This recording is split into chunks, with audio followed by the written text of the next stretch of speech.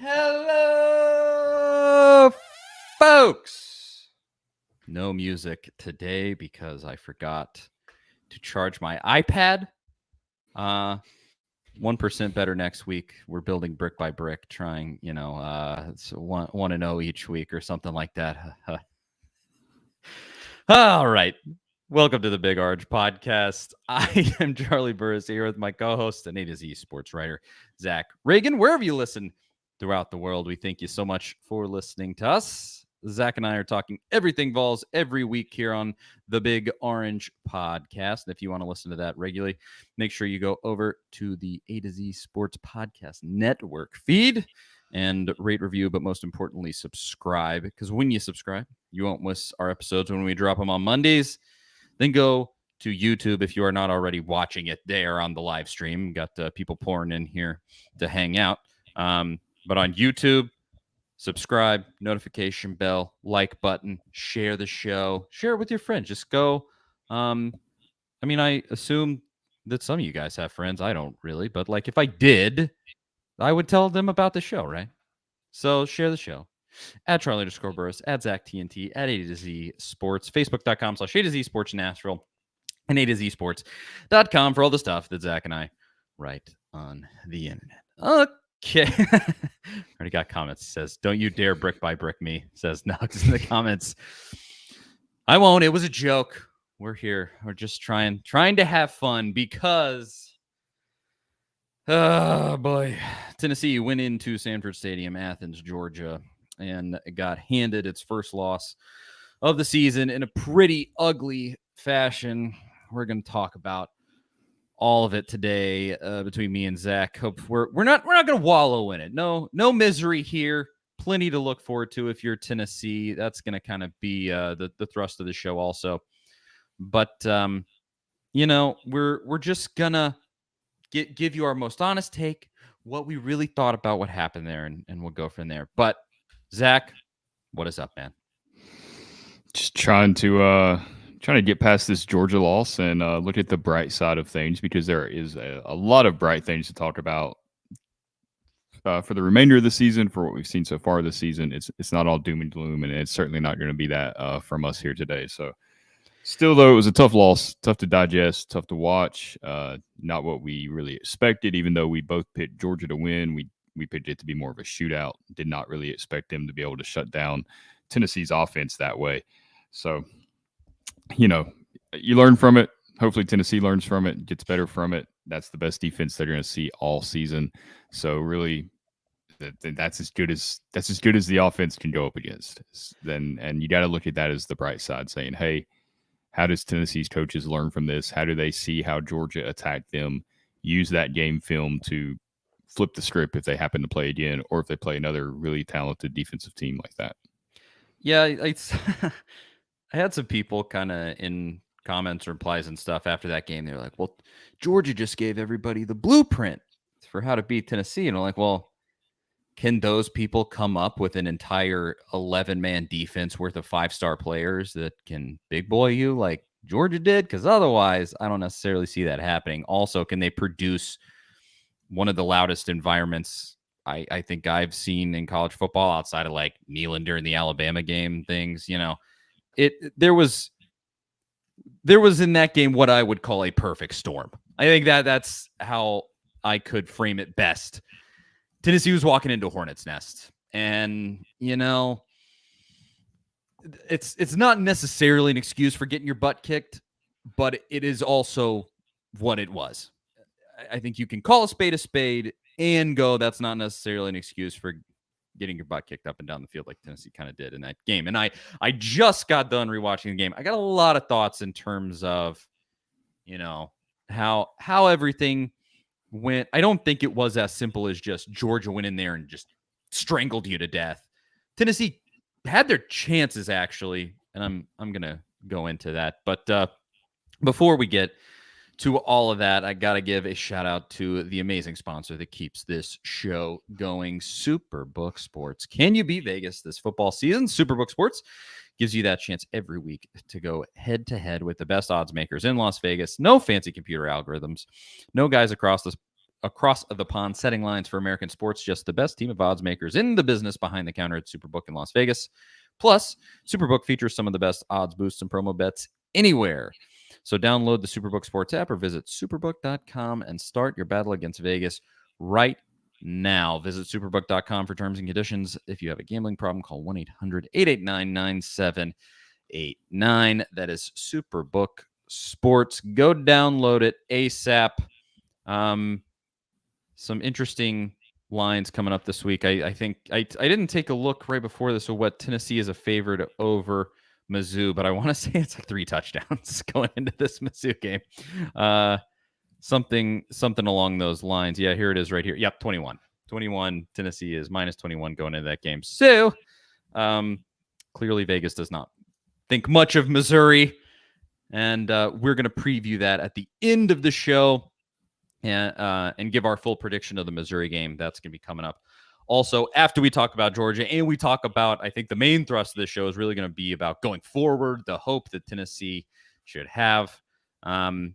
Even though they just took that loss to Georgia, I think there's plenty to play for. And I'm sure Tennessee fans have been analyzing all of the playoff scenarios and everything in their minds already, and we're just going to flesh all those out. So first, with this Georgia game, as I said, I just got done rewatching it almost in its entirety. Or I did it some yesterday and a little bit today. And I don't think that Tennessee was as bad as it's kind of being framed. I'm sure we all saw, if you saw any of the national media, the national media was clearly ready to just tear Tennessee down. I saw plenty of people like, Tennessee's back in their place. You have to know your place. At 8-1, wins over Alabama, LSU. Know your place. Tennessee needs to know its place at the number 5 team in America. I mean, we're still going to have bravado going forward. So screw all the people that said anything like that. That's stupid. But then rewatch this game. Georgia came in with an excellent game plan.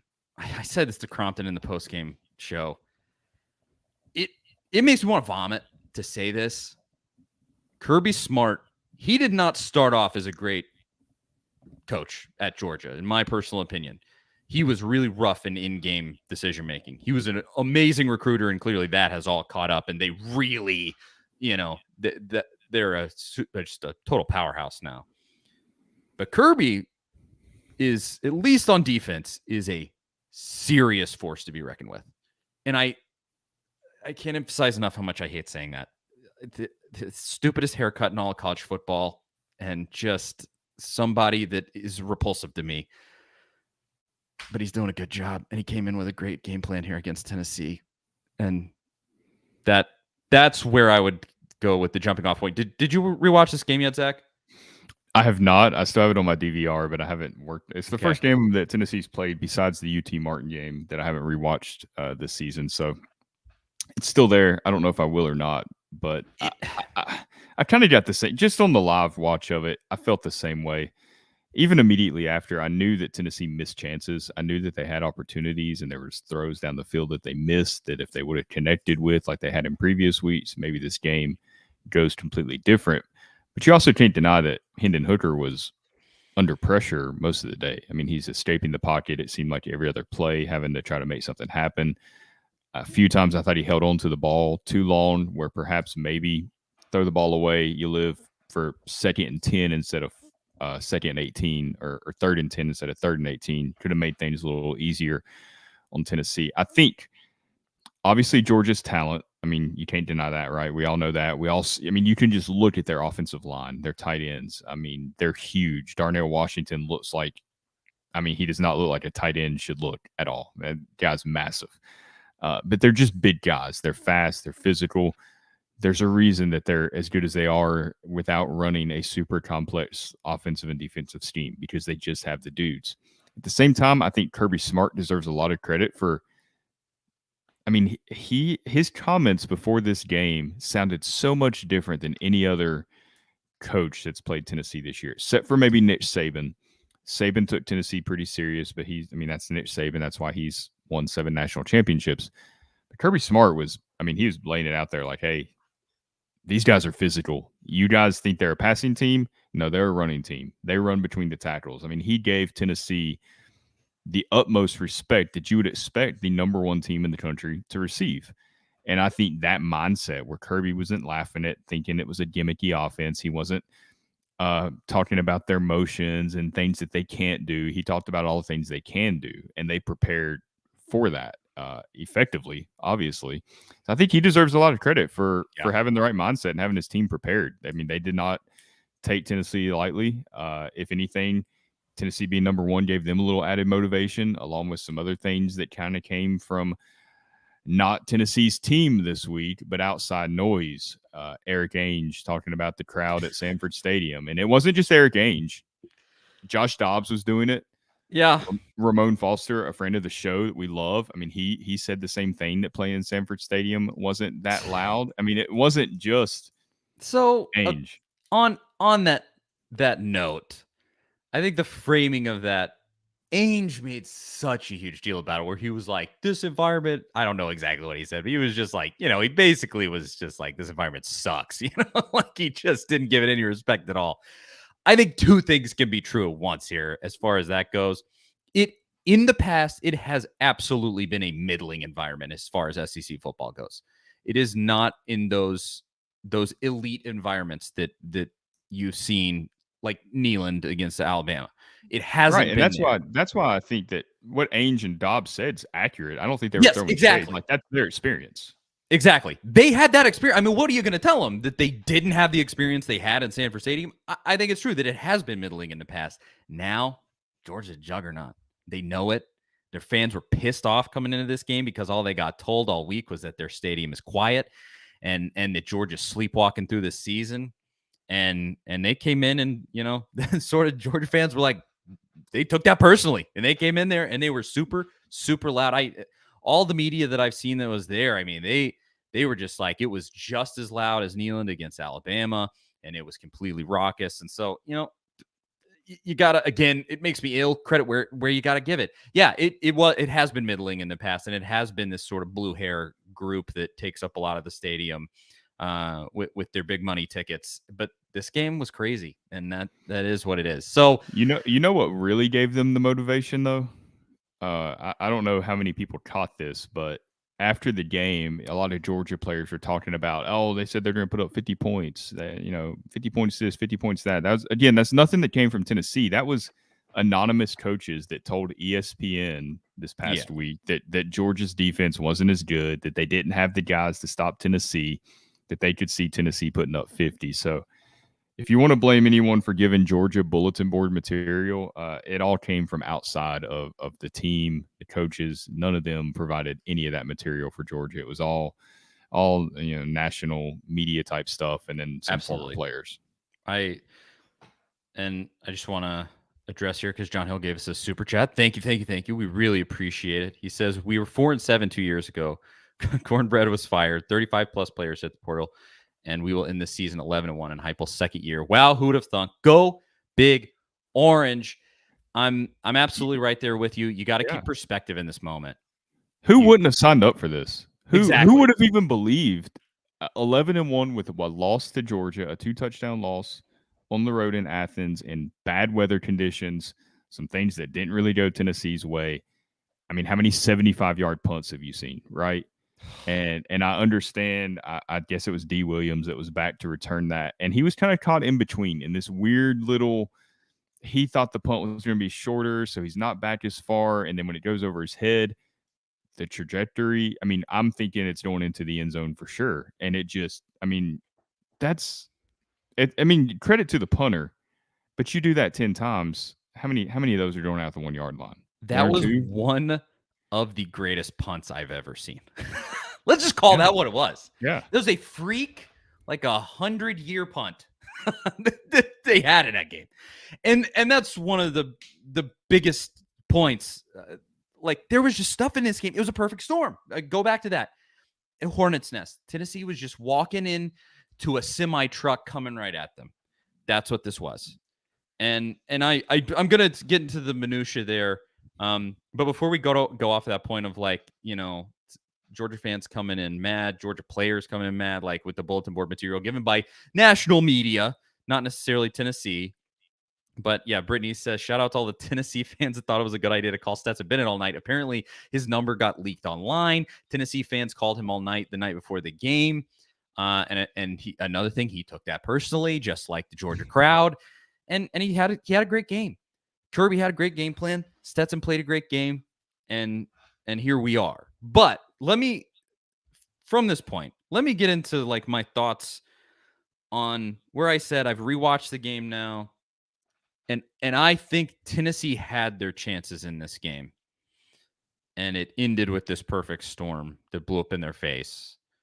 But I think it was the third drive of the game. It's 7-3. Tennessee has the ball. And on a third down play, Hooker goes over the top to Hyatt. Hyatt is open, streaking down the sideline in a classic, Hendon Hooker, Jalen Hyatt play. And Hooker overthrows him by 3 feet. It's just a little too far. Hyatt probably could have laid out and gotten a hand on it, but I don't know. I still don't know if he would have caught it. And Tennessee punts the ball back to Georgia. Well, at that point, Tennessee's defense makes a nice stop. They one thing through. Real quick before we gloss over that Hyatt play is I believe that's the play where he kind of got tangled up with the official and rolled over on his ankle a little bit too. Yes.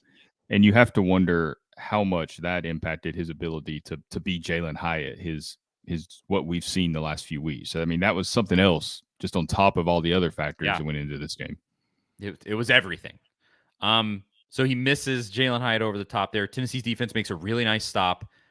And then it's the greatest punt ever that I've ever seen against Tennessee. I mean, personally, I don't remember one. The only one that I remember that's kind of comparable was Trevor Daniel, right, against Georgia in 2015, where he punts it and it rolls out of bounds at the 1 yard line. But that one wasn't a 75-yard punt. It was a very good directional punt that Trevor Daniel was, did a great job with. But this, 75 yards down to the 1 yard line, they back you up. Frankly, they get you into a safety. And for some reason, the refs didn't call it a safety. I still don't really understand that, but whatever. And it blossomed from there. Because Hyatt, that overthrow of Hyatt, you would have been up 10-7 at that point. Then you make a stop on Georgia. You think. You make a stop on Georgia. Like Tennessee did in the ensuing possession. Maybe it's the magic punt, maybe not, but things would have changed because even if it was the magic punt, you have a 3-point lead. You're up 10-7. Because Georgia gets the ball back on the next drive and you go down 14. They score a touchdown and you go down 14-3. I mean, it was a giant swing in that game, 14-point swing that went from you being 10-7 to you being. We've also skipped over another big swing that happened on the first touchdown of the game when Stetson Bennett scrambled into the end zone on third down. I mean, Jawan Mitchell, Tim Banks dialed up a great pressure, and Jawan Mitchell got there. And I'm not throwing shade at Jawan Mitchell by any means. Stetson Bennett was just able to get free, as quarterbacks do. Athletic quarterbacks do that. We've seen Hendon Hooker do it a lot. He gets free and gets into the end zone for a touchdown. If Jawan Mitchell makes that tackle, you hold him to a field goal there, that also changes the entire vibe of the game. So something that I really resent that I saw from a lot of Georgia media after this game was this talking point where, well, Georgia's offense could have put up 80 points in this one if they wanted to. That's not true. On rewatch, that is not the case. Tennessee had, so I went on a show before the game. I don't remember which one. I did like 3 or 4 last week spots that weren't this show. And I said, if Tennessee's defense gets 4 stops in this game, Georgia has to punt 4 times in this game. Tennessee is right there and will have a chance to win this one. They did. And I think they actually had 5 or 6. I mean, it really, they played up. Now, the ones that I'm counting, they had 4 stops when Georgia was still playing full bore. because all of these writers, they were like, well, Georgia, Kirby slowed the ball down and was running the ball only in the second half. And fair enough. It started raining and he did do that. But before that happened, and Georgia was still trying to, hit Tennessee over the top. They were kind of trying to play Tennessee's game against Tennessee, and they were successful on a couple of plays there. But Tennessee's defense had stops. They made timely stops that ended with the punt of the century and just some of these things that ended up happening. But I resent that. Tennessee's defense did more than enough for Tennessee to win this game. Mm-hmm. And that was when Georgia was playing full-blown offense, not the ratcheted down version that started when the rain started in the second half. They really did. Like, I think Tennessee in this game would have had to score 40 probably still. But these people with these talking points were like, Georgia could have put up 70. No, they couldn't have. No, they wouldn't have done that. Tennessee was getting stops, timely stops, which is exactly what they needed. You just have to get enough timely stops with this offense when the offense is working at 100%. You just have to get timely stops that hold the opposing team to 35. And Tennessee wins with 40 points. I think it would have been that simple, but Kirby came in with an amazing game plan and stifled this offense, and we all saw it happen. But I resent that. I don't like that at all. I don't either, because I go back to what I said about Kirby Smart at the beginning of the show and his respect for Tennessee's offense. I don't think he ever felt like we've stopped this offense totally. I think he felt like at any time Tennessee could pop off a big explosive play and get right back in the game. And that's why he's a good coach. But he knew Georgia needed to score points. Like, he wasn't counting anything as a win just because Georgia was up 21-3 or whatever it was early in the second quarter. He was still definitely adhering to the game plan that he came into with. Now, when the weather started and he knew Tennessee couldn't throw the ball, he's not going to throw the ball either. Yeah, that does change the style of play, and it did work against Tennessee as far as trying to make a comeback. That's just not ideal for their offense. They still managed to go and score their only points of the game in those conditions, though, on a Jalen Wright touchdown. So they were still moving the ball, and they played fairly well in the second half. They just weren't able to hit when they had guys open. Tennessee, I believe Josh Heupel said this in his press conference today. Tennessee was across Georgia's 40-yard line 6 times in this game and produced 13 points. That can't happen. It just can't happen. And again, credit to Georgia. They brought it. But it's not like you weren't moving the ball at all. And to start the game, you got exactly what you wanted. A turnover immediately. And you're thinking, holy cow, this is it. This is the start we needed. And they hold you to a field goal, which I was happy with the points. But they hold you to a field goal there, and you're thinking like, man, this couldn't have started better, with the exception of getting a touchdown there. This really couldn't have started better, and they return with a touchdown after that, and then it's the miss to Jalen Hyde and yada yada yada. We already talked about it, but I mean, multiple points in this game, you got what you wanted, and it's what makes me think. Like Mr. Jones says it here in the comments, says neutral site game would be a lot different. I completely agree. Yeah. I think Tennessee and Heupel, they have, I think, a different view of Georgia at this point, because even Heupel said in his press conference today, he said that their defense did things that they weren't expecting Georgia's defense to do. And that goes to Kirby, but it caught them off guard a little bit. I do knock Heupel and Golish a little bit. I think their play calling in the face of what Georgia was doing was not as good as it could have been, because Georgia just took the top off. They said, you're not throwing long on us, and they have the dudes to stop you from doing that. Keely Ringo can do that to Jalen Hyatt, like he just can, and Brew McCoy or whoever. They have the dudes to stop you going long on them like that. And so you have to kind of dink and dunk. And Tennessee was fairly effective at certain points, but there were some, especially on third downs and some second down, like run plays, where I was just like, I don't know about that play call. Like, what exactly were you aiming for there? Like, I don't know what they were doing. And there were just some moments, and I think Heupel took full credit for that, or full blame for that during that press conference today. He didn't lay a single ounce of blame on the players, and I love him for that.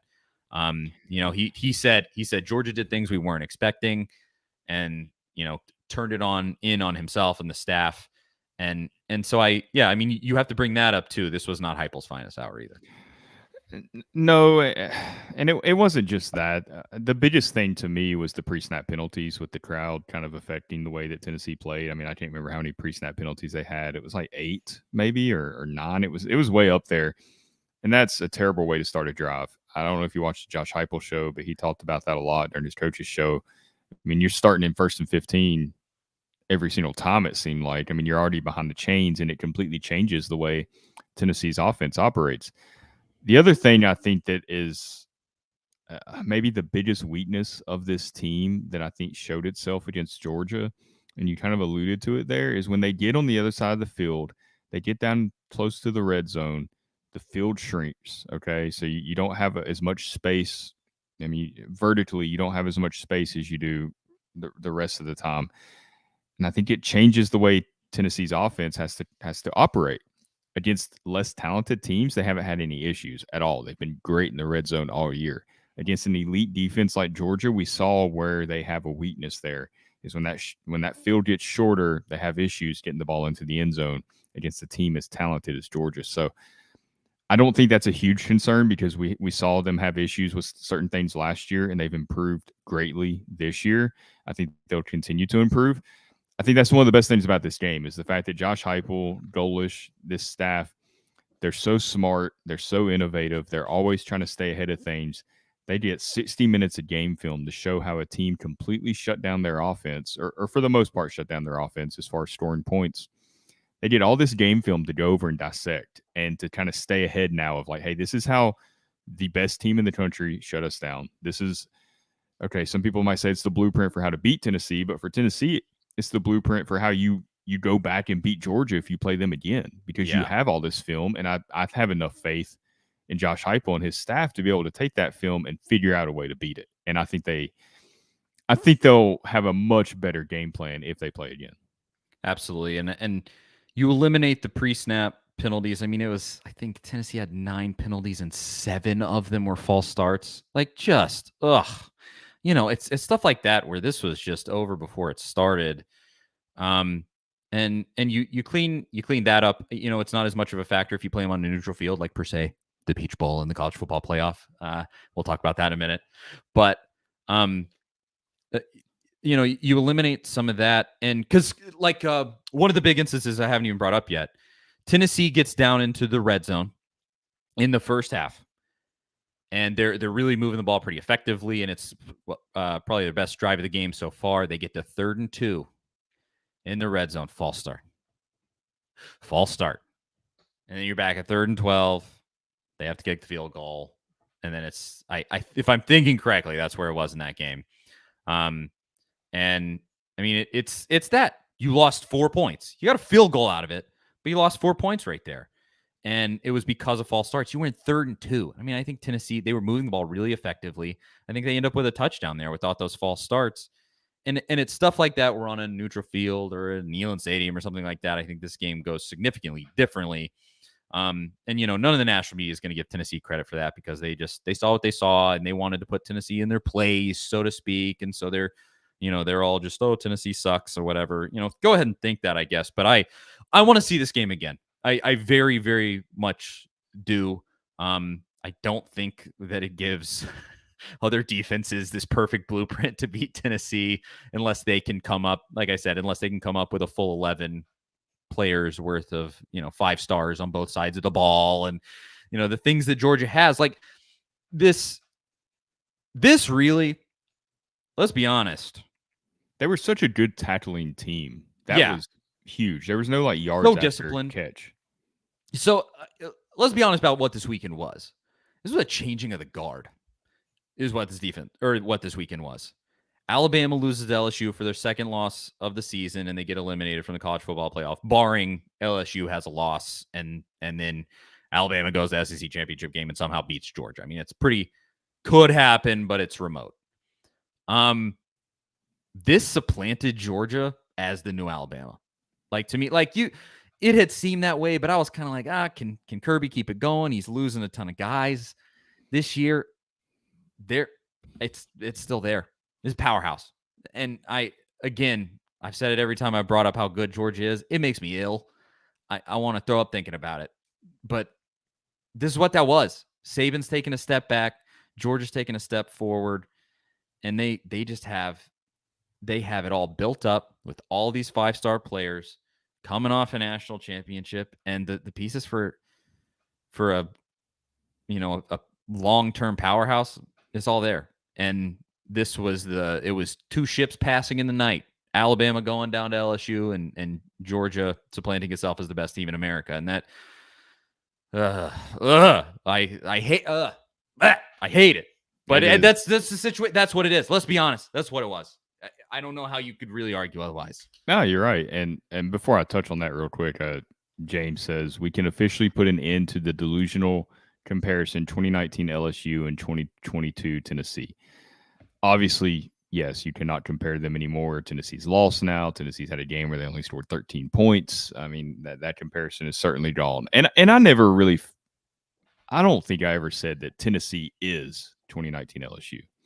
I think what I did and a lot of other people did is they just compared the numbers and said, hey, look, this is what LSU did through this many games. They're just similar. What Tennessee do. Yeah, it's fun to do. It's fun to look at the parallels between and say, hey, obviously, I think if I wrote anything, I was pretty clear about they got to play set. They got to do it for 15 games to be 2019 LSU. Like 2019 LSU is something incredibly special that we'll probably never, ever see again. And through the first 8 games of the year, they were right there with 2019 LSU as far as the numbers. After this week, I mean, he's right. We cannot make that comparison anymore. That's where it ended, was against Georgia. And part of that, I think, is Georgia, like you said, becoming the new Alabama in a sense, because I do think that what we saw this weekend is that Alabama's run as this dynasty is pretty much done as far as them just being the team to beat. Now, I'm not saying they won't compete for championships again with Nick Saban, because I think they will. He's still Nick Saban. He's still going to have great players. But the total domination of the SEC and the SEC West, I think we've seen that is got to be done at this point. Yep. And I think it's because of the transfer portal, NIL. I mean, it's leveled the playing field a lot, and it's great for college football.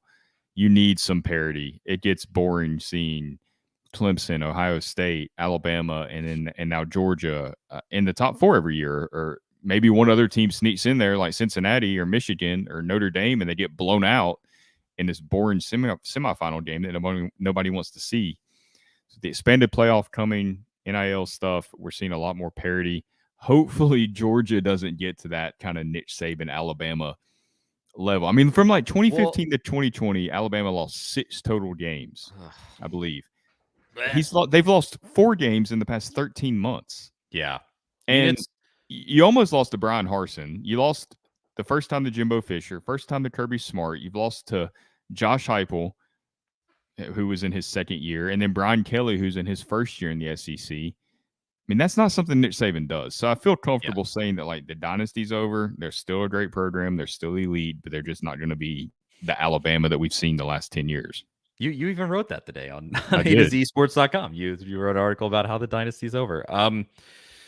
I'll leave that prediction to you because Alabama still does have the number 1 recruiting class in America for 2023. So it's not that I think that they're going to fade and suddenly be like a 10 to 15 team, top 10, top 15 team, and that's it every year. I just don't think we're going to see this wire-to-wire domination that we've seen in previous years. I do agree with that. But what was interesting in hindsight about how we talked about this Georgia game leading in, I took a bunch of heat from Tennessee fans in our comments. I guess we both did. We both did this. We both chose Georgia to beat Tennessee. I just thought that the home field advantage would take it over the top. That was my and people were like, "Oh, you don't believe in this team." I just thought Georgia was a really good team, and it's a tough environment, and that's just how I felt. Turns out the environment actually was even way more than even I thought. And Tennessee wasn't as competitive in that game as I thought they were going to be. I said it was going to be a 3-point win for Georgia, and here we are. But the thing that I factored into that, where I said this is going to be a really close game, was the schedule for Georgia leading up. They had kind of gotten played close by Kent State. Kent State scored 22 points on them. And it was just kind of a weird game. And then at Missouri, which is just a soul-sucking place to play, where Nobody wants to watch football in Missouri, much less Missouri fans. There were some games like that. And I think what the truth is of what Georgia did leading up to this is that they were sleepwalking. They hadn't faced a team that they even respected yet. Mm-hmm. And I think they respected Tennessee, and that's how good Georgia can be. That's what happened this week, is that Georgia was just bleary-eyed, kind of just, I guess, and they respected Oregon. They smashed Oregon's head in Lanning's first game. And the two teams that they played that were real opponents, they killed them. And that's that is my assessment walking away. That said, I want to see this game again. Because of what I said, I rewatched the game. Tennessee had its moments. They had its chances. They whiffed on them. And on plays that Hendon Hooker's made all year. Hooker to Hyatt and some things like that. Hooker to Brew McCoy. They just whiffed on them. And there's some stuff like that where I think on a neutral field, it would still take Tennessee's best game of the year to beat this Georgia team. But it is there, I think. There is a gear for this offense where it gives Georgia a game and has a chance to win at the end of the game. It's absolutely there. I'm not, dispirited to where, there's, even if Tennessee played them again in the playoff, there's no chance. I think there's absolutely a chance. It's a new day. It's tough to beat any team twice in a season. Look at Georgia and Alabama last year. Alabama gives Georgia the business in the SEC championship game, and then Georgia wins in the national championship. It's tough to beat anybody twice. Mm-hmm. So I want them again. I bring it in the playoff, and maybe this can kind of transition us into the playoff talk here. Well, this is a great comment from Antonio, and it's the way I felt too. I mean, it was Tennessee at their worst. Exactly. Antonio says, I totally agree. They got our worst, and we got their best. Let's try again. It really was Tennessee at their worst that we've seen them this year under Heupel, and Georgia at their best. Besides maybe that Oregon game, which is a less competitive game than this Tennessee game, to be honest, if we're being truthful there. But it was Georgia at their best. And it was the best environment we've seen in Athens in maybe forever. It was the biggest game that Athens has hosted. So best I've ever seen. Yeah, I mean, and you kind of mentioned it. They were sleepwalking, and that's something that Alabama kind of had trouble with when they were so elite under Nick Saban for all those years. Was they play an opponent that's not that great, and they still win by a lot, but it's like, okay, it took Alabama a little bit to get going there. You see fans leaving late at Bryant-Denny Stadium because they're up by so much. So I think everybody becomes complacent when you have that kind of success, and it's really, I mean, even Tennessee against UT Martin, that first few minutes of that game, we kind of saw the same thing. When you come off of these big wins, it's hard to get up for games like that. So this was the game that really had Georgia's attention. It was the biggest game on their schedule this year.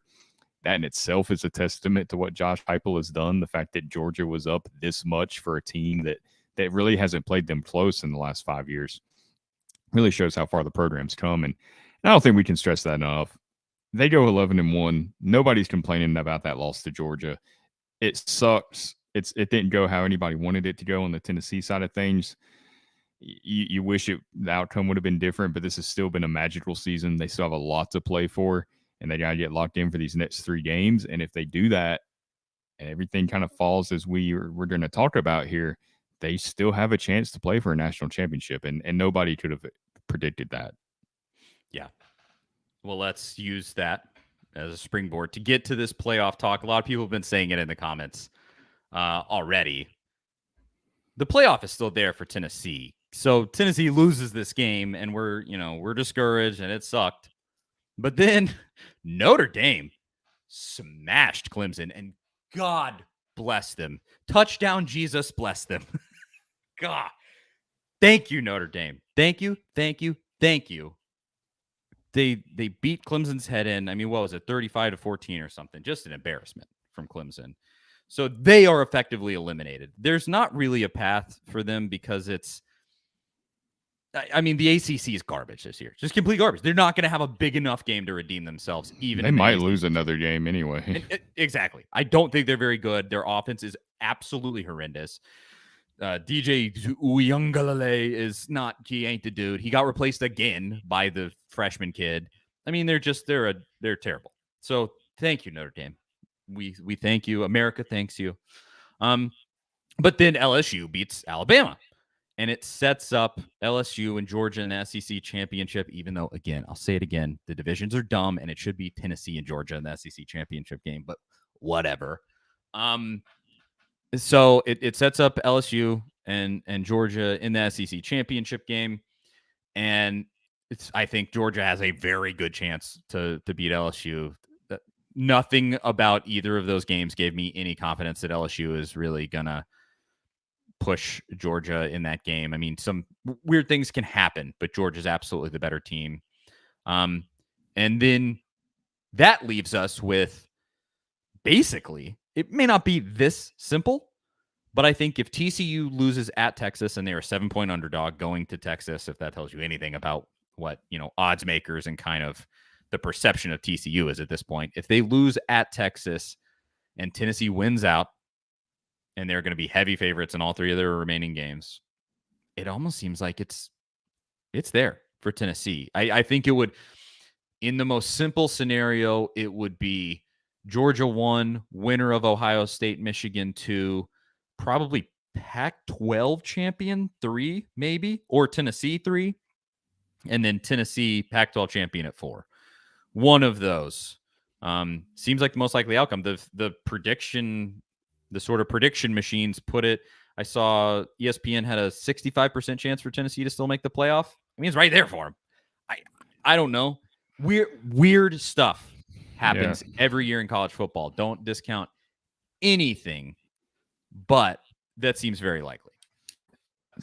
It's going to look a lot tomorrow night. That's you really figure out scenario Tennessee needs to happen, because wherever the committee puts TCU and Tennessee tomorrow night is kind of what's going to determine the rest of the year and the path that Tennessee has to take. If they put Tennessee above TCU, then you're feeling pretty good about Tennessee's chances no matter what. If they're in that top 4 this week, they got 3 games. If they can blow out Missouri, South Carolina, and Vanderbilt, you feel pretty good about their chances. So that's a big factor there. And they put a one-loss Alabama above TCU. So you would think by that logic that Tennessee should be above TCU this week, but we don't know. That loss is fresh. Sometimes that impacts the way that they rank these teams. And Oregon's loss to Georgia was all the way back in week 1. I feel good about Tennessee's chances. The worst thing that can happen is if TCU doesn't lose and Georgia loses the SEC championship game. If they lose to LSU, a 2-loss LSU SEC champion will probably jump Tennessee. I don't like it. I don't think that should be the case. I will be angry. I will think it's a bunch of BS if a one-loss Tennessee team with a win over LSU at LSU doesn't get in and LSU does. That would be, I think all Tennessee fans would be, it would be like Shiano Sunday all over again if that happens. But that is a scenario that could happen. And Ole Miss, if Ole Miss somehow sneaks into the SEC championship game, they have one loss. They would have to win out, and LSU would have to lose to Arkansas, I believe, for that scenario to happen. They get in and they beat Georgia. Again, long shot. Don't think that'll happen. But they're definitely getting in over Tennessee at that point if they win the SEC with one loss. So those are disaster scenarios for Tennessee. Yeah, the TCU staying undefeated is concerning. Oregon with one loss is concerning. You would like to see them lose to Washington or Utah, somebody, to go ahead and get them an extra loss where you don't have to worry about it as much. I don't think except you in that scenario, you still have USC as a that's true because they and UCLA. So that doesn't solve everything. Yeah. That is true. Like they're both going to play each other, and one of them is going to have another loss. But that is still another team that could sneak in there. So that is. I mean, if you wanted it to be wrapped up in the nicest bow possible, where I also think the playoff is the most competitive it could be, this is what I think would need to happen. Oregon loses to Utah, and then I think this is what would happen. USC and Oregon play in the Pac-12 championship game, and then Oregon beats USC. So there's no one-loss team from the Pac-12 at that point. Well, it would still be UCLA, although UCLA and USC still have to play. So there would be no one-loss Pac-12 team at that point. And then the top 4 is Georgia, Ohio State, Tennessee, Michigan. I think that's the most competitive the playoff could be. I think that is the best the playoff could be this season, just in terms of the best teams in America from what we've seen so far, from the resume that we've seen. Well, and TCU loses also. That my assumption is TCU loses also in that, and then that's the top four.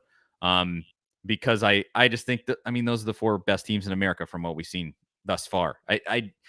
I think anybody would have a hard time arguing that. And then Ohio State, Tennessee in the semifinal will be an incredible game. And I think Tennessee fans and Ohio State fans would love to see that. That would likely be at the Fiesta Bowl as well. If they got into the 3 seed, that would be the 2-3 game. So that would be, a nice little storyline there, a little return to Arizona.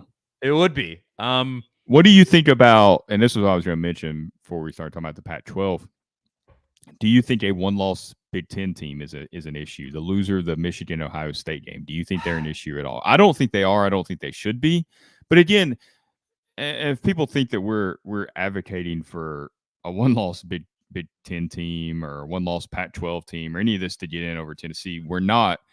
We're trying to figure out how the committee will view it. Yeah. And that's a wild card because you really don't know. Like I said, this week will teach us a lot, the second week of the rankings, but we don't know. This week will say a lot.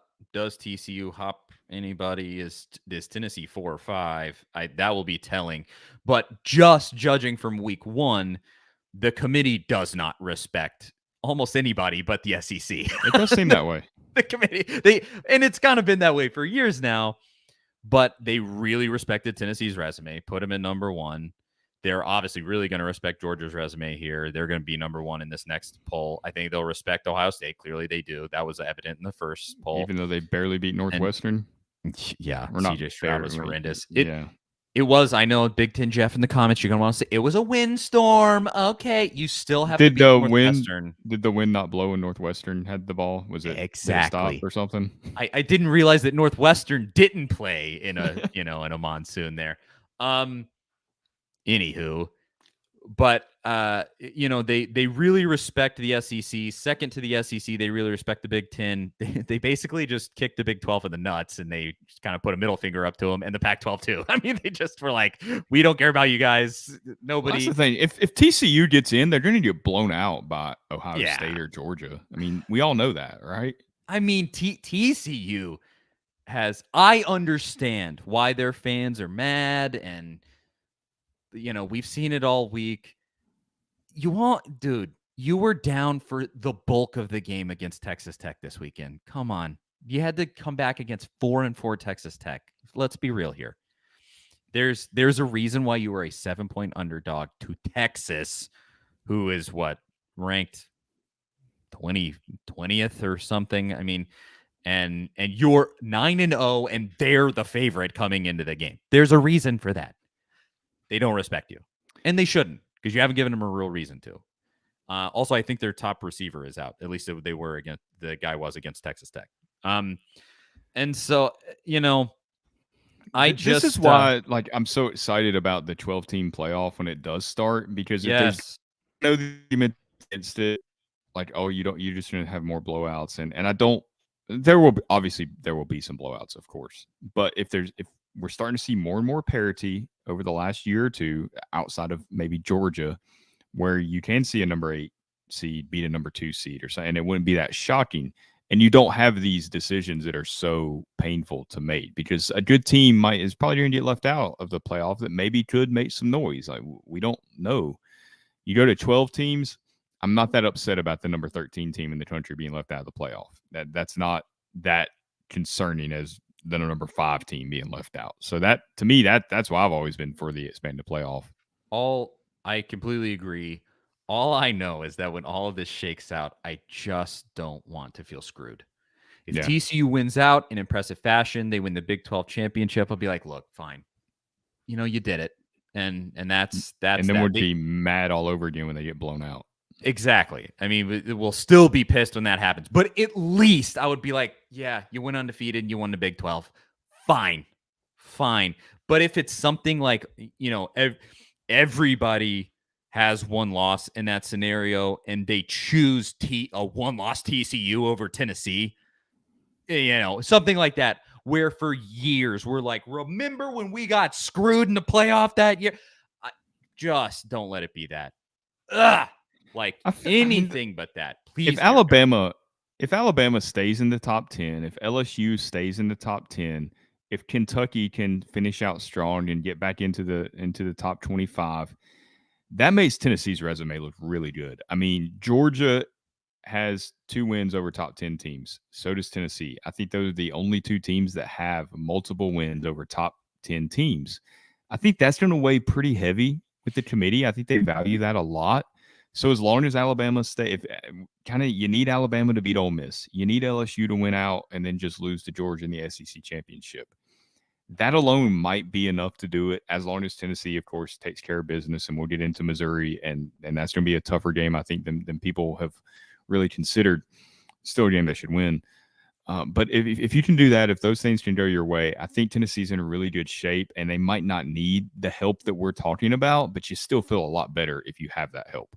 Yes, exactly. So it's just going to have to play itself out, and where you start is you got to win your remaining 3 games, and that's the thing for Tennessee. We can bloviate all day long about all the different scenarios, and I want to say something here. I've just noticed in the comments there's a few Georgia fans watching, and they think that they're being real cute and weighing in.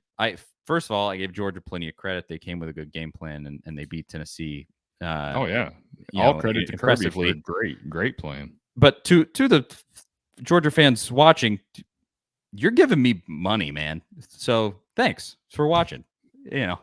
Me and Zach both work for this, and it's how we get paid. So I appreciate the view. Look, I've seen a lot of Tennessee fans have a lot of respect for Georgia and a lot more respect for Kirby Smart than they did.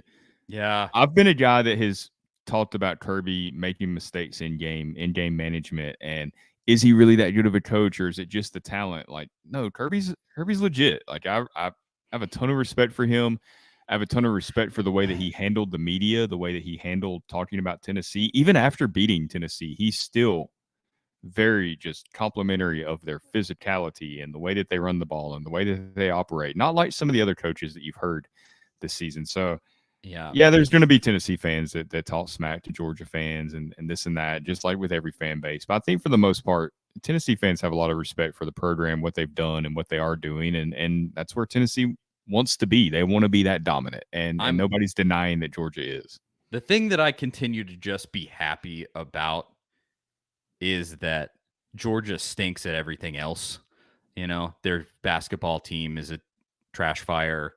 They're not good at baseball. At least if they can best us in football, we got past Alabama, got over that hump and everything. That was great. We turned the page on that. If we still can't get you in football, at least we still have the others. But like, dude, think about this. If Tennessee can get, Georgia by the short hairs in football, we beat you at everything else too. So, we're coming for you. We'll beat you in basketball and football and baseball, women's basketball and everything else too. So you do still have this over on us, but we're coming. So going Missouri. From there, do what? I say Missouri. Is that what we're yes. Let's talk about the Missouri Tigers. They're coming to Neyland Stadium, and I'll start off by saying this. Thank God this game's in Neyland Stadium. Tennessee coming off of that game. Well, let's start here. And actually, I'm glad Antonio says this right here. Vols basketball starts strong today. Let's just mention quickly, Tennessee basketball starts today, this being Monday. A lot of people watch this after the fact. But Tennessee basketball starts today, and folks, I am super excited because this basketball team is gonna be good. This team is deep. This team is talented. This team has awesome senior leadership, and I am very, very excited about this basketball season. There's not much to talk about in terms of today, but the second game of the season is this coming weekend, and it's against Colorado, and it's not going to be a total pushover. I think Tennessee will be a pretty decent favorite in that one, but still, I'm hyped. Tennessee in the charity game against Gonzaga. They beat Gonzaga by 20 in a charity game. Josiah Jordan-James wasn't even playing in. So your best player wasn't even playing in that game, and you beat Gonzaga by 20. I'm just very, very excited, and I'm a huge basketball guy. Also, full disclosure to anyone that just started listening to the show. And Brittany says here, this is another great point. The Lady Vols, this is a big game. That's a big one. They play at Ohio State tomorrow, and so fun all around. I like the look of the Lady Vols basketball team. Also, I think they should be in for a good season. Hopefully, I want the thing that I want for the Lady Vols is they gotta get further in the tournament. They gotta win an SEC championship game again. It seems like they're right on the cusp of getting back to that place. So Kelly Harper, please take us there this season. I think the potential is certainly there. So both teams are very excited. Before we move on to Missouri, I was going to ask you this, but Thomas commented it as well. Can Tennessee finally make their first Final Four in Houston this season? And my question to you is going to be kind of in that vein. What is your baseline for a successful season this year before the season starts? And we'll come revisit this in March or maybe April. What is your baseline here for what do you expect? What will be success and what will leave Charlie very unhappy? It depends on how we look in this initial run of non-conference games. If we're super dominant here, and I mean we're playing some pretty serious games in the non-conference, I think it's Final Four. I mean, that's what it's going to be, because that's you won the SEC championship game last year. If you're super dominant in non-con and then you go into the SEC and you start steamrolling teams, I mean, it's Final Four. That's what it should be. That's what it was last year. You won the SEC championship. The standard should be a Final Four. So not to saddle them with that, and I got to see the team really play and play real games and make sure that they're as good as it feels like they're going to be. But that's the standard that Barnes has kind of set. And I want to talk about just because this will take 2 seconds. Tom Reed says, is that a picture of Joe Biden behind me? No, it is not Joe Biden. It is the greatest announcer in college football history, the beautiful Uncle Vern Lundquist. I love Vern. He is the greatest. And I've met him. And actually on this other side, you can't even see. There's a picture of me and him on this other side, me and Vern on the other side. I love Vern. And that's, this is a joke from one of the original shows I hosted like 7-8 years ago. We had this silly picture of Vern Lundquist with a football helmet chin strap. He's like trying it on and we thought it was funny. So we put it behind us. That's, there it is. So there's that. It's not Joe Biden. It's sweet Uncle Vern. Now to the Missouri game. You already said this isn't going to be some super cakewalk. I tend to agree. Thankfully, it is in Neyland Stadium. Mm-hmm. That's huge. Yeah. To me, just right off the top, Missouri just can't score. I think Tennessee could have a bad game here. I don't think they're going to, but I think they could and still win. And so that's good. But here's the thing. We already talked about playoff chances. You gotta put up fireworks. And I think for Hendon's Heisman chances, you got to put up fireworks. Like, this is the time to restart the engine. And if you can, you need to beat these boys by like 50. So will that be possible to use that? Can Tennessee hang that kind of performance on Missouri here? So I think this game's really interesting to me because Missouri's what, 4-5. You look at that record and you think, okay, you beat them by what, 30 some points. It was a blowout last year. I think Tennessee put up 60 some points, but it's not the same Missouri team. They have a much better defensive coordinator. Blake Baker's there. That's been at LSU and Miami. He's got it. He's got the guys believing. They bring pressure. They play aggressive. That's worked for them. They get in the backfield. They disrupt the offense, and that's exactly the way to beat Tennessee. I mean, we talked about it last week that you had to protect Hendon Hooker or Georgia would win. They weren't able to do that necessarily, and that's the biggest reason why Georgia was able to win. They just dominated the line of scrimmage. Missouri obviously doesn't have the same dudes as Georgia, but they're going to try to dial up stuff to get to Hooker and to kind of follow that same game plan. I don't necessarily think it's going to work as effectively as Georgia because they don't have the talent. But if Hendon Hooker's off again, if he doesn't play as elite as we saw him the first 8 games of the year, and he plays more like he did against Georgia, because like you mentioned, there was plays there for Tennessee against Georgia. It wasn't that they just shut everything down. Tennessee just missed a couple of plays that could have got them in the game.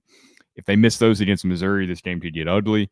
It's not a game I think Tennessee loses, and I think they could win convincingly. And when I get to my prediction, we'll see where that's at. But this is a game that you can't look past. It's a noon game. You're coming off this emotional game against Georgia where things didn't go your way. How do you respond? We're going to learn a ton about this team this week and their leadership and the way that they come out there and play. We're going to know if they're for real or not with this game. If they come out and struggle, you can maybe, okay, the playoff might not be happening because you can't beat Missouri by 3 and South Carolina by 3 and Vanderbilt by 10 and expect to make a statement that way. So I'm really interested to see how they respond. But you're right, Missouri can't necessarily put up the points to score with a Tennessee offense when it's clicking on all cylinders.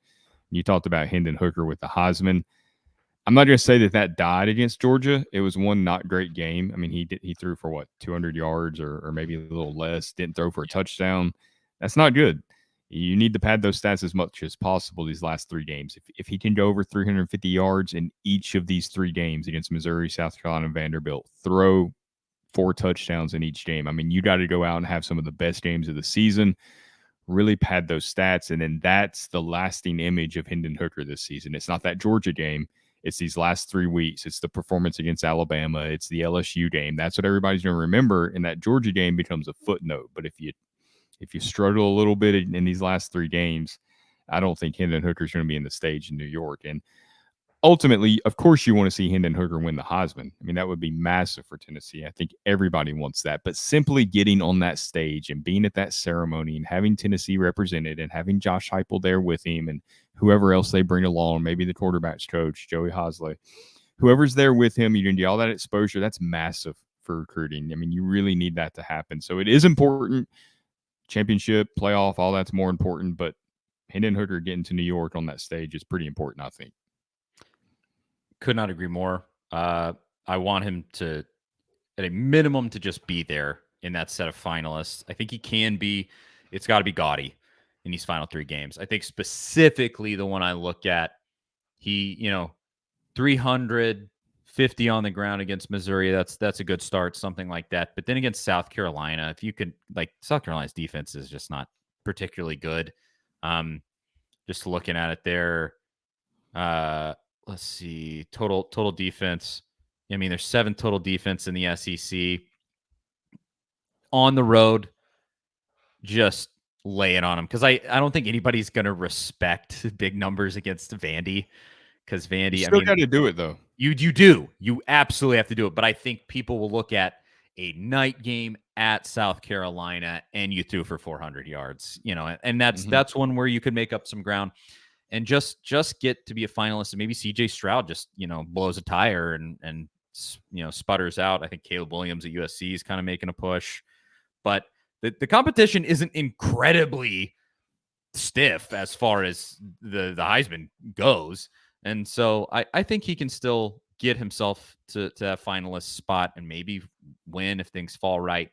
But he definitely made it harder on himself. He needed a big game against Georgia and he didn't deliver at all. But as for this Missouri game, beating Missouri, I mean, that's the ultimate thing this week. Yes. As for this Missouri game, to me, the difference is this. Hendon Hooker was given his press conference today, and he said something effective. I don't remember exactly what he said, but he was like, before that Georgia game was even over, he was going over to his teammates being like, all right, how we doing?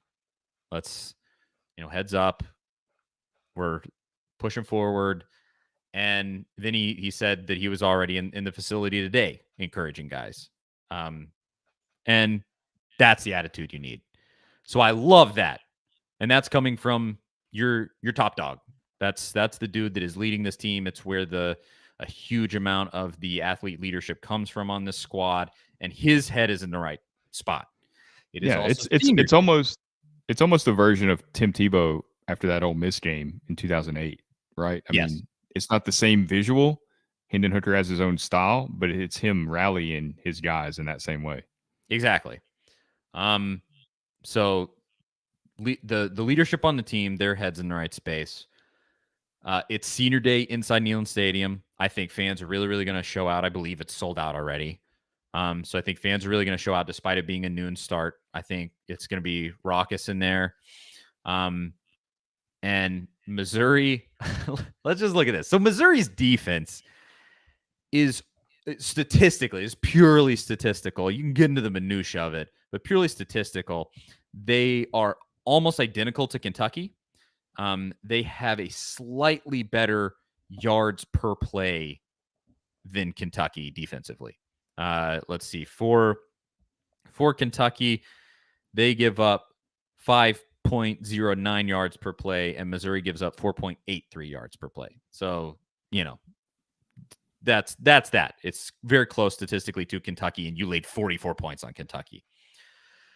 But offensively for Missouri, this is where, to me, this is the game. Let's look at total offense here.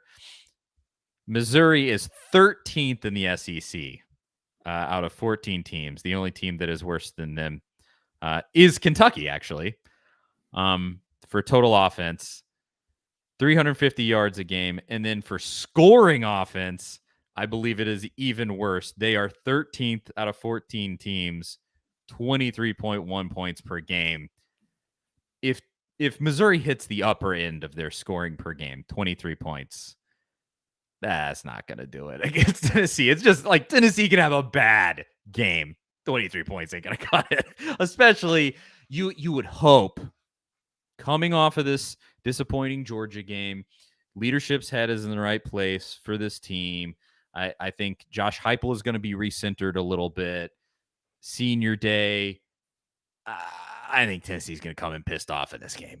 And I just think it's going to be a long day for Missouri in this one. That's the feeling that I just get. I know Tennessee fans are a little squirrely because 11-1 is on the line and we want them to win out. I just think that this team's mentality is still good, and they're still in the correct headspace. And so I just think, it's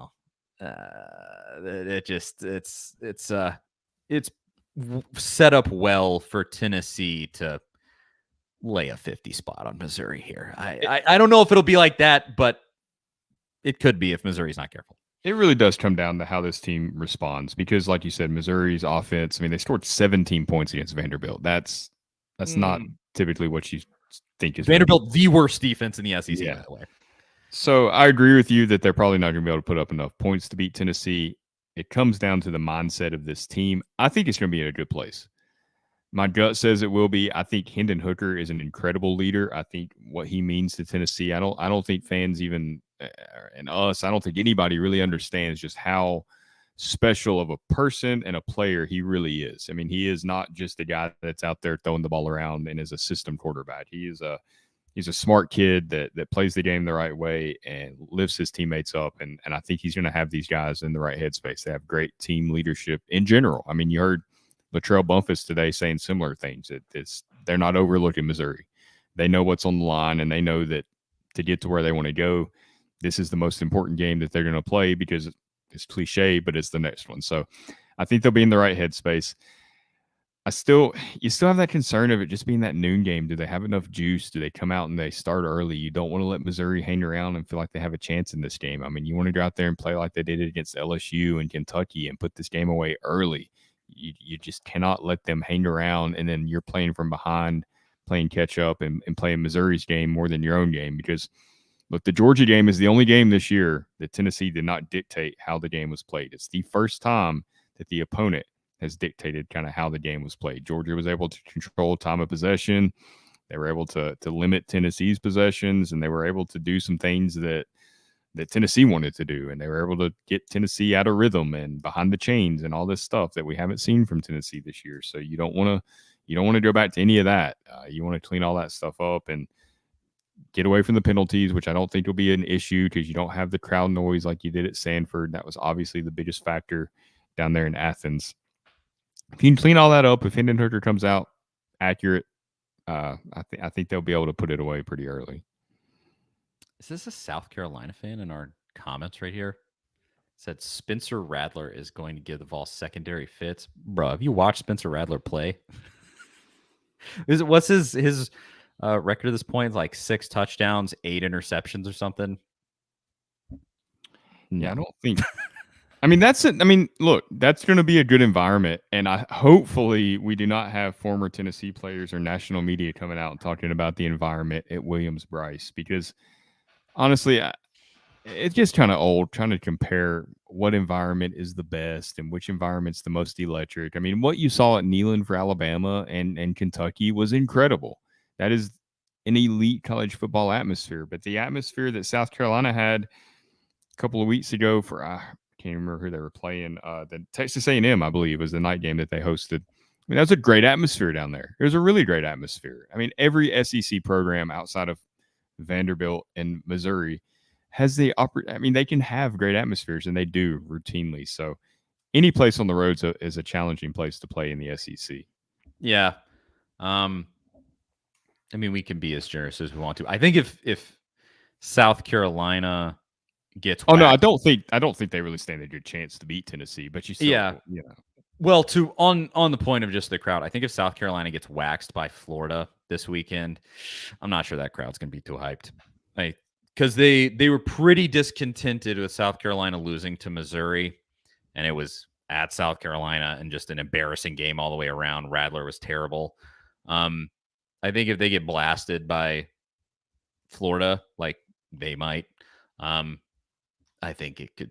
There's going to be some unhappy South Carolina fans that are not going to want to spend money to go all the way, down to that game and do the whole thing. So just a theory there on my end. But going back to the Missouri game, yeah, to me, this is a bad matchup for Missouri. They can't score the ball, even if their defense is a little stingy. And I think even Kentucky was a little stingy. They got a few stops against Tennessee, and Tennessee still put 44 up on them.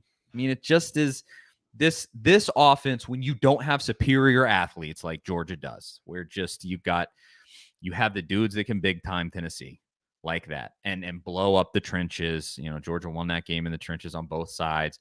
Like Missouri's not, I don't think Missouri is going to do that. They just don't have the guys. Tennessee has the superior talent, definitely the superior coach in this scenario, the superior scheme, the superior, well, they're playing at home. They have the home advantage in this one.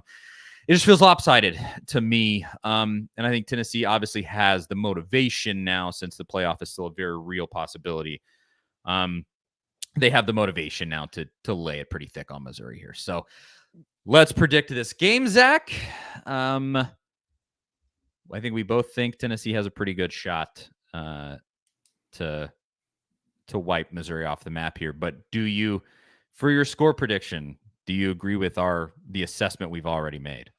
Yeah, I don't think that even if Missouri has a really good game plan, I don't think there's another defense in the country that can do what Georgia did to Tennessee. Well, obviously not. I mean, Georgia has the best defense in the country. I don't think there's any debate about that. We can quit talking about all the dudes that went to the NFL, because all the dudes they have now are also going to go to the NFL and be high draft picks. So they've got plenty of talent, and Missouri doesn't.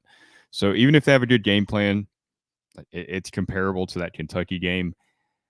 I do wonder how Tennessee's defense responds and how they play this week, because Tennessee's defense had just kind of started playing better in that Kentucky game. And then they played well in the second half against Georgia, but Georgia's trying to eat clock. There's not as many possessions. That's one of the things that impacts Tennessee's defense, is the other team gets so many possessions. Georgia didn't want to do that. So I wonder how they respond this week against Missouri. I think it's a pretty significant win for Tennessee. I've got them winning 41-20. I think Missouri will hit some things, score some points. Tennessee still, they had some of those plays against Georgia were combination of Georgia having good play calls and good players, and Tennessee also busting some coverages. I mean, you saw Jalen McCullough kind of get turned around. Danico Slaughter got turned around, I think, on one of those plays. So they weren't. It wasn't like Keely Ringo I think Tillman with that interception, where it's just amazing coverage, and their guy beat Tennessee's guy. A couple of those plays were not good coverage by some of Tennessee's defensive backs, and that could be an issue against Missouri. So I think they'll score some points, but 41-20 Tennessee. I like it. And to anybody that's watching here, almost 200 people in here with us, we appreciate each and every one of you, even the Georgia fans that are hanging out and pissing off Tennessee fans in the comments. It's the way college football is supposed to be. It is. It's just fun, all in fun. And if you're not being fun, I will block you. Don't worry. But just leave, if you want to leave your score prediction in the comments, go ahead and do that. I'll read them. A few people already have, and I'm going to read them out after I give my prediction. But thanks to everybody for watching. We've already said this, the scales are very much tipped in Tennessee's favor. Well, Spencer here even says exactly that. That's kind of funny. I didn't see that comment, and then I noticed it literally says all scales tip towards the Vols against Missouri. It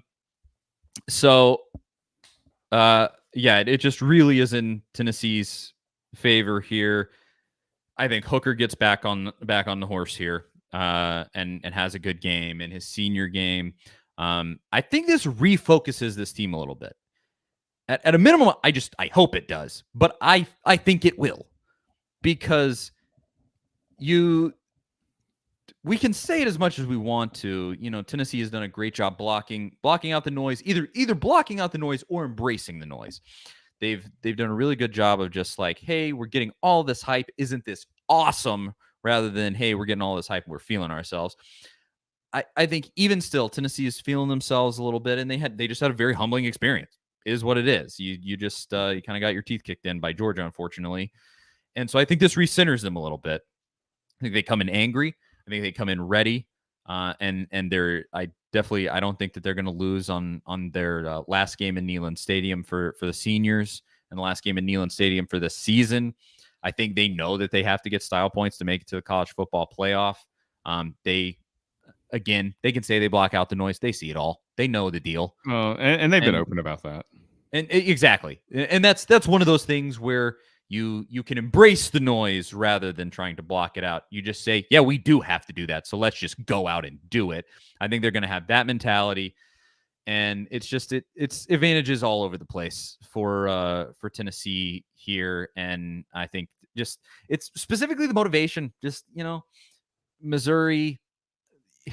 I see people, they were like, well, Missouri wants to avenge that 63 points that Tennessee put on them last year. Well, I'm sure LSU wanted to beat Tennessee too, but Tennessee won 40-13. So, there's a lot of people who've wanted to do a lot of things against Tennessee. Kentucky badly wanted to avenge that loss from last season. Yes, Kentucky wanted it so bad, and Tennessee beat them by 40. So you can want a lot of things against Tennessee, but I think they're going to come in pissed off. And I think they're going to wax Missouri. I'm going to say 38-10, a 28-point win. I do think Missouri mucks it up a little bit, and they hold Tennessee to 38 points. I mean, it's still a relative to most teams in college football, a big point output. But I'll say 38-10, and Missouri just can't. They just can't produce. And so let's look at some of these predictions. John says 56-21. You're giving Missouri a little bit more credit than I did, John. I mean, look, we've undersold Tennessee on several of their wins this year, so that's certainly possible. Exactly. I think the defense. I said it. The defense, they kind of got theirs in that Georgia game at certain points. They had timely stops, and they still did a good job against the run in that game. And look, even I don't care if Georgia is just running the ball and not throwing it. Those offensive linemen are really good. They can push around and dominate the line of scrimmage. They're huge. They're elite. So even stopping Georgia's run is a good thing for Tennessee, because that's a really physical team. I mean, you're not going to play a more physical team than Georgia. Jalen Hyatt I don't know if people noticed that. It kind of flew under the radar, but yeah. Jalen Hyatt said Georgia's way more physical than Alabama. They absolutely are, and that was apparent in that LSU game later that night. Yeah. Too, but like Missouri, kind of their defense is more predicated on the run than the pass. I want to say I looked at that, or at least they're better at running the ball than they are at passing the ball, if nothing else. They average around 150 yards a game, and I think that plays into Tennessee's hands too. So John says 56-21. Brittany says 52-17 for Tennessee. Spencer says 48-17 Tennessee. Michael 56-24 for the Vols. Mr. Jones 63-13 total beatdown. I like that. The Corey says 55-14 Vols. Rodney, who it seemed like is not a Tennessee fan, 41-28 Vols. So appreciate it. Elias 38-14. Tyler 32-12. That's an interesting prediction. I like that. All field goals for Missouri. There you go. Yeah, I like it. It's a weird game, but still a big win for Tennessee. And actually, a Georgia fan here. From a Georgia fan, I got Tennessee beating Missouri 48-17. So respect from a Georgia fan in this one. And last one, Larry says 54-10. And last one, John says 62-13. So everybody thinks Tennessee is going to blow out Missouri. I like this. Spencer says of that 32 points, could be 6 safeties, more than 2 field goals. Tennessee's going to have some explaining to do if they give up 6 safeties. Even though they gave up one to Georgia and they got away with it somehow. If anything in that play, you might have tried to say Hendon Hooker's arm was coming forward, and then that would have been a close call as well. I have no clue how they reviewed that and said it wasn't a safety, but actually not good for Tennessee, just Georgia threw a touchdown on the very next pass after the punt. So it didn't really work out for Tennessee at all. I don't know what this comment is. Can y'all talk about Georgia a bit? We did already. Go back and watch the rest of the show. We talked about Georgia plenty. I've had enough of talking about Georgia, frankly. Yeah, I never want to think about that game again, to be honest. Yeah, throw it out. I watched it twice now. It's not fun. And I am done. No fun. Through. No, thank you.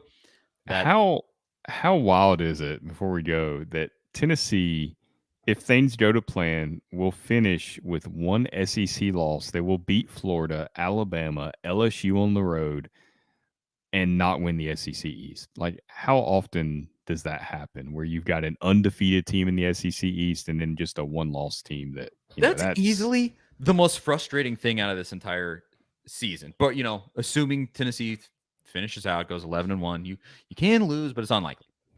The fact that Tennessee is not going to make the SEC championship game, and I go back to that. I hate the divisions. It's stupid.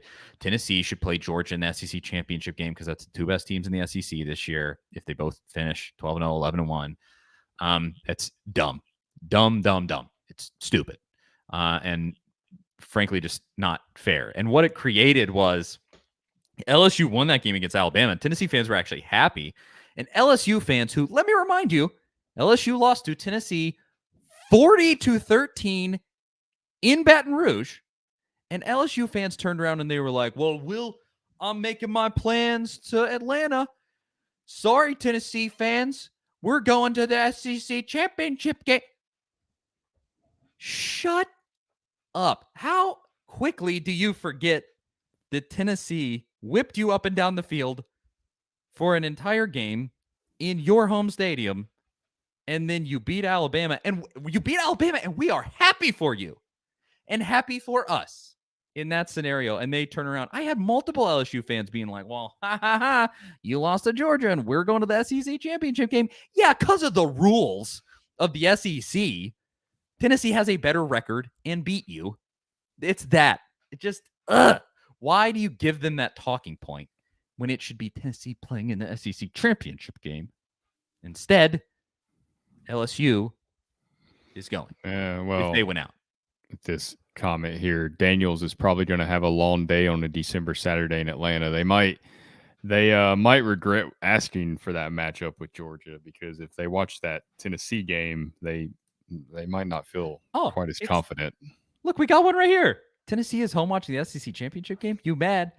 I'm mad that that's the rules of the SEC. 40-13. Check that scoreboard, my man.